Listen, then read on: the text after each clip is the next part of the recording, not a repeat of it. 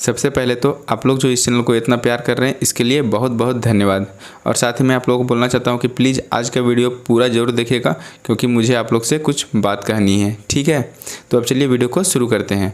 तो आज question number 1 है, फूलों की घाटी किस राज्य में स्थित है। जी हाँ, आप लोग को बताना है कि फूलों की घाटी किस राज्य में स्थित है।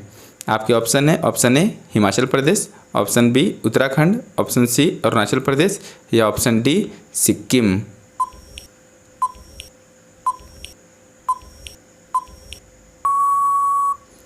और इस प्रश्न का सही उत्तर है ऑप्शन बी उत्तराखंड। जी हाँ, फूलों की घाटी किस राज्य में स्थित है, तो वह है उत्तराखंड में। ठीक है, और साथ ही साथ मैं आप लोग को और बता देता हूँ एक चीज़ कि उत्तराखंड को हम लोग देवभूमि भी कहते हैं। ठीक है, उत्तराखंड को हम लोग देवभूमि भी कहते हैं। और मेरे हिसाब से भी भारत का सबसे अच्छा राज्य कोई अगर है तो वह है उत्तराखंड। ठीक है, अच्छा, मैं प्रत्येक वीडियो में एक कार्यक्रम रखता हूँ जिसका कि नाम रहता है बताओ तो जाने। उसमें मैंने यही क्वेश्चन आप लोग से पूछा था, ठीक है, कि फूलों की घाटी किस राज्य में स्थित है, और इसका सही उत्तर है उत्तराखंड। जिन्होंने भी इस प्रश्न का सही उत्तर और सबसे पहले दिया होगा उनके नाम है ये। ठीक है, अब चलिए चलते हैं आगे क्वेश्चन नंबर 2 पे। विटामिन बी की कमी से कौन सा रोग होता है। जी हाँ, आप लोग को बताना है विटामिन बी की कमी से कौन सा रोग होता है। आपके ऑप्शन है, ऑप्शन ए बेरी, ऑप्शन बी रतौंधी, ऑप्शन सी रिकेट्स या ऑप्शन डी हीमोफीलिया।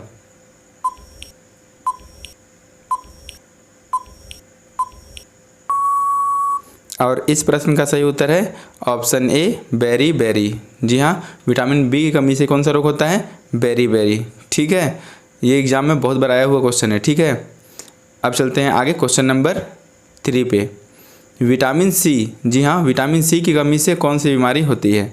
आपके ऑप्शन है, option A haemophilia, option B जनन शक्ति का कम होना, ऑप्शन सी स्कर्वी या ऑप्शन डी रतौंधी।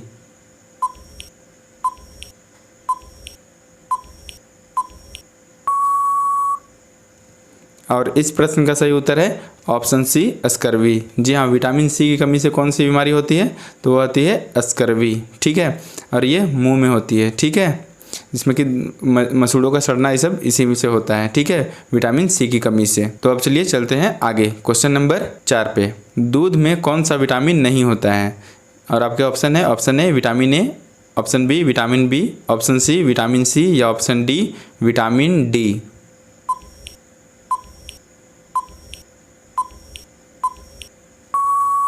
और इस प्रश्न का सही उत्तर है ऑप्शन सी विटामिन सी। जी हाँ, दूध में केवल विटामिन सी नहीं रहता है, बाकी बात सब विटामिन दूध में मौजूद रहते हैं। ठीक है, अब चलिए चलते हैं आगे क्वेश्चन नंबर 5 पे। विटामिन डी की कमी से कौन सा रोग होता है। जी हाँ, आप लोग को बताना है विटामिन डी की कमी से कौन सा बीमारी होता है। आपके ऑप्शन है, ऑप्शन ए रतौंधी, option B rickets, option C anaemia या ऑप्शन डी हीमोफीलिया।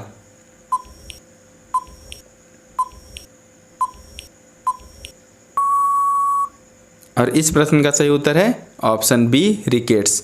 जी हाँ, विटामिन डी की कमी से कौन सा बीमारी होता है, तो वह होता है रिकेट्स। ठीक है, इसमें शरीर का हड्डी सारा पतला पतला हो जाता है। ठीक है, अब चलिए चलते हैं आगे क्वेश्चन नंबर 6 पे। किस विटामिन की कमी से खून का थक्का नहीं जमता है। जी हाँ, आप लोग को बताना है कि शरीर में कौन सा अगर ऐसा विटामिन है जो कि कम हो जाएगा तो हम लोग का ब्लड जो है सो जमेगा नहीं। ठीक है, या ब्लड क्लोटिंग नहीं होगा। आपके ऑप्शन है, option A vitamin E, option B vitamin A, option C vitamin K या option D vitamin D.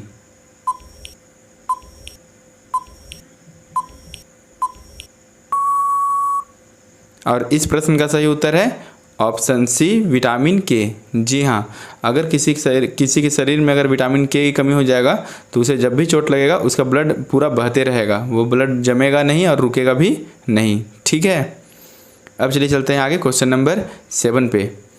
Vitamin E की कमी से कौन सा रोग होता है। जी हाँ, आप लोग को बताना है कि विटामिन ई की कमी से कौन सा रोग होता है। आपके ऑप्शन है, option A anaemia, option B रतौंधी, ऑप्शन सी रुधिर की कमी या ब्लड की कमी, ऑप्शन डी बांझपन या जनन शक्ति का कम होना।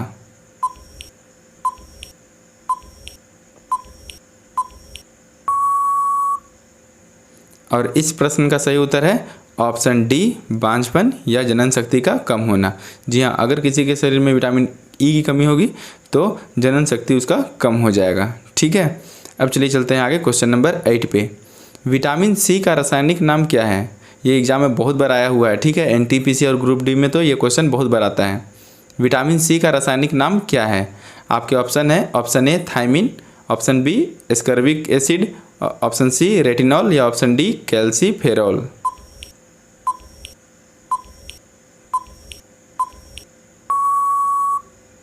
और इस प्रश्न का सही उत्तर है ऑप्शन बी एस्कॉर्बिक एसिड। जी हाँ, विटामिन सी का रासायनिक नाम क्या है? एस्कॉर्बिक एसिड, ठीक है।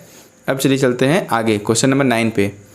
जल में घुलनशील विटामिन कौन से हैं? जी आपको बताना है कि कौन सा ऐसा विटामिन है जो जल में आराम से घुल जाता है, ठीक है। आपके ऑप्शन है, ऑप्शन ए बी और C, option B vitamin A और vitamin E, option C vitamin K और vitamin D, option D vitamin D और विटामिन बी।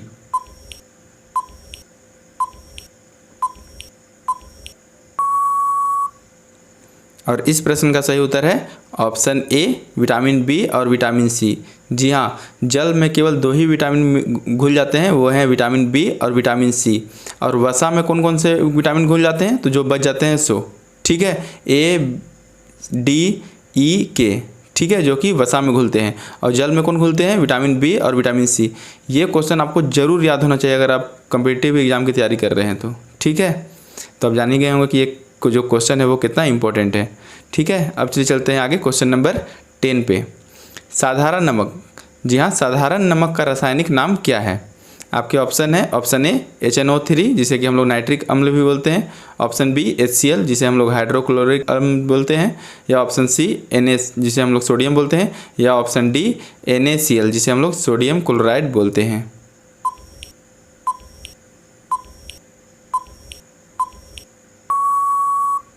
और इस प्रश्न का सही उत्तर है ऑप्शन डी NaCl। जी हाँ, साधारण नमक का रासायनिक नाम क्या है? NaCl जिसे कि हम लोग सोडियम क्लोराइड कहते हैं, ठीक है। अब चलिए चलते हैं आगे क्वेश्चन नंबर 11 पे। हंसाने वाली गैस, जी हाँ, हंसाने वाली गैस का रासायनिक नाम क्या है? आपके ऑप्शन है, ऑप्शन ए नाइट्रिक अम्ल जिसे HNO3 बोलते हैं, ऑप्शन बी एसिटिक अम्ल जिसे हम लोग CH3COOH बोलते हैं, ऑप्शन सी नाइट्रिक ऑक्साइड जिसे N2O बोलते हैं, या ऑप्शन डी कार्बन मोनोऑक्साइड जिसे CO बोलते हैं।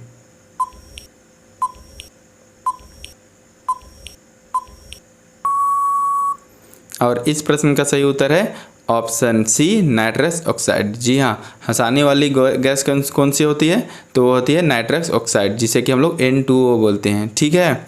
और ये छोटे छोटे शीशिया में भरी हुई रहती है, ठीक है। आप लोग हाउसफुल फिल्म तो देखे ही होंगे, उसमें इसका इस्तेमाल किया गया था, ठीक है। अब चलिए चलते हैं आगे क्वेश्चन नंबर 12 पे। धावन सोडा, जी हाँ, धावन सोडा या धोने वाला सोडा का रासायनिक नाम क्या है? आपके ऑप्शन है, option A sodium sulphate, option B sodium carbonate, option C formic अम्ल, या ऑप्शन डी इथाइल एल्कोहल।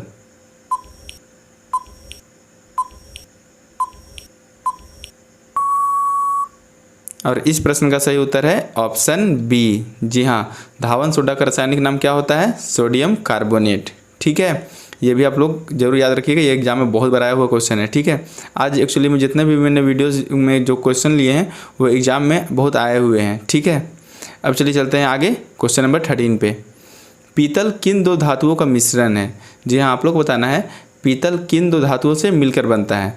आपके ऑप्शन है, ऑप्शन ए तांबा और जस्ता, ऑप्शन बी कांसा और लोहा, ऑप्शन सी लोहा और तांबा, या ऑप्शन डी तांबा और कांसा।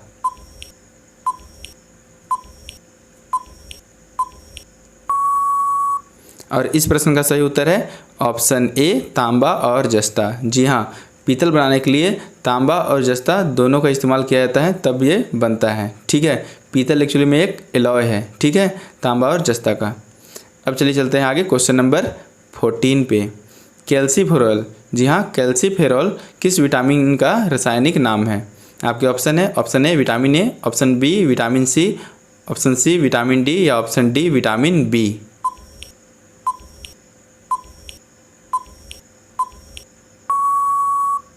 और इस प्रश्न का सही उत्तर है ऑप्शन सी विटामिन डी। जी हाँ, विटामिन डी को का रासायनिक नाम क्या है? कैल्सीफेरॉल, ठीक है। अब चलिए चलते हैं आगे। अच्छा, मैं आप लोग को दिखा देता हूँ कि विटामिन डी हम लोग को किस किस चीज़ में मिलता है, ठीक है। सबसे अधिक अगर आपको विटामिन डी लेना है तो आपको सुबह में और शाम में सूर्य की रोशनी में ज़रूर बैठना बहुत ज़रूरी है, ठीक है। अगर आप सूर्य की रोशनी में केवल बैठेंगे अगर आधा घंटा तो आपके शरीर में विटामिन डी की कमी नहीं होगी, ठीक है। अब चलिए चलते हैं आगे क्वेश्चन नंबर 15 पे।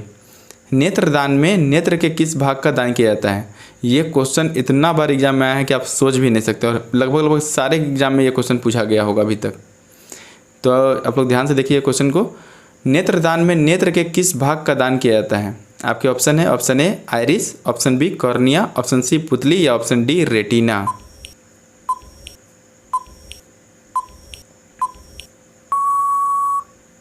और इस प्रश्न का सही उत्तर है ऑप्शन बी कॉर्निया। जी हाँ, नेत्रदान में केवल नेत्र के किस भाग का दान किया जाता है? तो कॉर्निया का। बहुत सारा, मैं जब बच्चा था तो मैं सोचता था कि जब किसी का नेत्रदान किया जाता है तो उसे पूरे आँख को निकाल के दूसरे आदमी का आँख को फिट कर दिया जाता होगा दूसरे आदमी में, लेकिन ऐसा बिल्कुल नहीं होता है। केवल कॉर्निया का दान किया जाता है, ठीक है। जो आँख का ऊपरी परत होता है उसका केवल इस्तेमाल किया जाता है, ठीक है। तो नेत्रदान में नेत्र का किस भाग का दान किया जाता है? तो वो किया जाता है कॉर्निया का, ठीक है। अब चलिए चलते हैं आगे क्वेश्चन नंबर 16 पे। किस विटामिन में कोबाल्ट होता है? जी हाँ, आप लोगों को बताना है कि किस विटामिन में कोबाल्ट होता है। आपके ऑप्शन है, option A vitamin B2, option B vitamin B6, option C vitamin A या ऑप्शन डी विटामिन B12।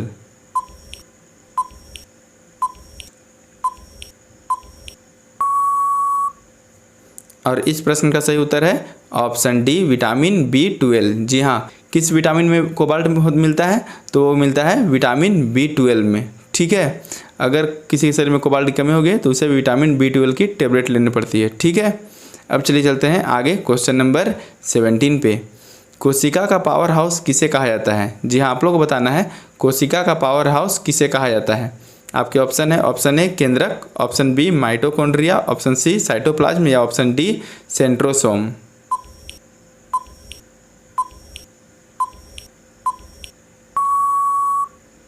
और इस प्रश्न का सही उत्तर है ऑप्शन बी माइटोकॉन्ड्रिया। जी हाँ, कोशिका का पावर हाउस किसे कहा जाता है? माइटोकॉन्ड्रिया को, ठीक है। अगर आप 8, 9, 10 क्लास को अगर अच्छे से पढ़े होंगे तो वहाँ आप लोग जरूर ये क्वेश्चन आप लोग देखे होंगे, ठीक है, कि कोशिका का पावर हाउस किसे कहते हैं? माइटोकॉन्ड्रिया को।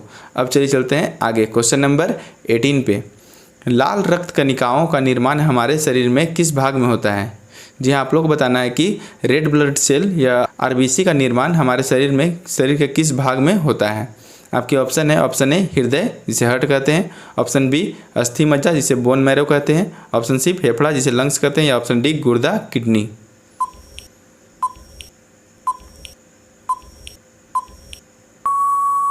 और इस प्रश्न का सही उत्तर है ऑप्शन बी अस्थि मज्जा, जिसे कि हम लोग इंग्लिश में बोन मैरो कहते हैं, ठीक है।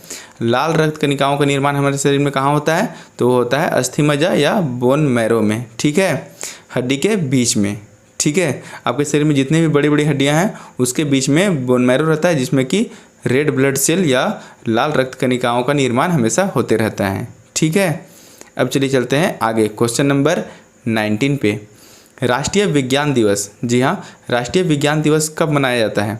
आपके ऑप्शन है, ऑप्शन ए 24 फरवरी, ऑप्शन बी 28 फरवरी, ऑप्शन सी 30 जनवरी या ऑप्शन डी 7 अप्रैल।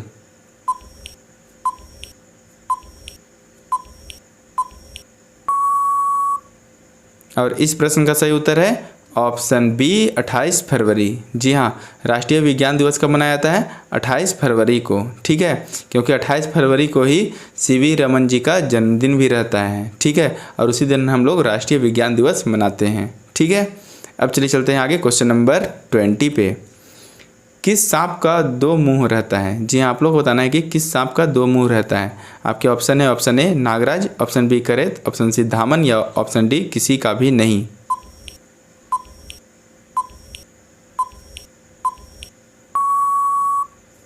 और इस प्रश्न का सही उत्तर है ऑप्शन डी किसी का भी नहीं। जी हाँ, दुनिया में ऐसा कोई सांप नहीं है जिसका कि 2 सिर रहता है या 2 मुंह रहता है, ठीक है। ये एक प्रकार का डिफिशियंसी है जो कि आप लोग देखे होंगे, कभी कभी बच्चों में भी हो जाता है कि एक शरीर है और 2 सिर हो जाता है। वैसा ही कभी कभी ये एक्सेप्शन है, एक्चुअली में ये हैंडीकैप्ड है बोल सकते हैं, जैसे हम लोग हिंदी में दिव्यांग कहते हैं, ठीक है। तो सांप का एक्चुअली में कोई भी सांप का 2 मुंह या 2 सिर नहीं होता है। ये कभी कभी डिफिशियंसी के कारण, कमी के कारण ऐसा हो जाता है, या आप बोल सकते हैं कुपोषण के कारण ऐसा हो जाता है, ठीक है। लेकिन वास्तविक में ऐसा कभी भी नहीं होता है कि सांप का 2 मुंह रहे, ठीक है। बहुत सारे लोग सोचते हैं कि जो सैंडबोआ होता है, ठीक है, वो सांप का 2 मुंह रहता है, लेकिन एक्चुअली में इसका एक ही मुंह रहता है। एक्चुअली में ये सांप जो रहता है ये जहरीला नहीं रहता है, बिल्कुल जहरीला नहीं रहता है। तो इसे अगर अपने शिकारियों से बचाने के लिए भगवान जी इसे ऐसा दिए हैं कि इसके दोनों साइड लगता है कि मुंह है, लेकिन एक्चुअली में इसका एक ही साइड में मुंह रहता है। ठीक है, ये सैंड बोआ विदेशों में बहुत अच्छे कीमत में खरीदा जाता है। ठीक है, भारत से इसका बहुत ज़्यादा निर्यात भी किया जाता है विदेशों में, इसीलिए भारत सरकार इसे बचाने में लगा हुआ रहता है। ठीक है, कि सैंड बोआ को किसी तरीक़ा से बचा लिया जाए। ठीक है, क्योंकि ये सांप बहुत ही दिखने में बहुत ही सुंदर होता है और बहुत सुस्त होता है। ठीक है, अब बिल्कुल जहरीला नहीं होता है। तो आप लोग जान गए होंगे कि अगर आप लोग को अब कभी सांप दिखेगा जिसका कि 5-6 सिर रहेगा, तो आप लोग जानिएगा कि ऐसा दुनिया में कोई सांप नहीं है जिसका कि 3, 4, 5, 6 मुँह रहता है। ठीक है, ये एक प्रकार का दिव्यांगता है जो कि कभी कभी सांपों में हो जाता है। ठीक है, जैसे एनिमल में, आदमियों में, पशुओं में ऐसा कभी कभी हो जाता है, वैसा ही सांपों में भी हो जाता है। ठीक है, अब चलिए चलते हैं आगे, जो हम लोग का कार्यक्रम रहता है बताओ तो जाने उसमें। ठीक है, देखते हैं आज का प्रश्न क्या है। तो आज का जो प्रश्न है वो है, मानव शरीर की सबसे बड़ी हड्डी कौन सी है? जी हाँ, आप लोग को बताना है कि मानव शरीर की सबसे बड़ी हड्डी कौन सी है। आपके ऑप्शन है, option A stapes, option B परितल, ऑप्शन सी फीमर या ऑप्शन डी एथमोइड। अगर आपको इस प्रश्न का उत्तर आता है तो प्लीज़ मुझे नीचे कमेंट कीजिए। जो भी व्यक्ति इस प्रश्न का सबसे पहले और सही उत्तर देंगे, मैं नेक्स्ट वीडियो में उन्हें विनर के रूप में आपको दिखा दूंगा। ठीक है, अच्छा आप लोग से मुझे एक बात करनी है कि आप लोग देखते होंगे कि जो ये चैनल है, हमारा जो चैनल है, इसे आप लोग अगर कभी सर्च करते होंगे जीके क्वेश्चंस के नाम से, तो ये चैनल आप लोग को कभी नहीं मिलता है यूट्यूब में सर्च करने से। तो मैं आप लोग को बताना चाहता हूं कि मैं इस चैनल का नाम बदलने वाला हूं, तो आप लोग सजेस्ट कीजिए कि मैं इस चैनल का नाम क्या रखूं।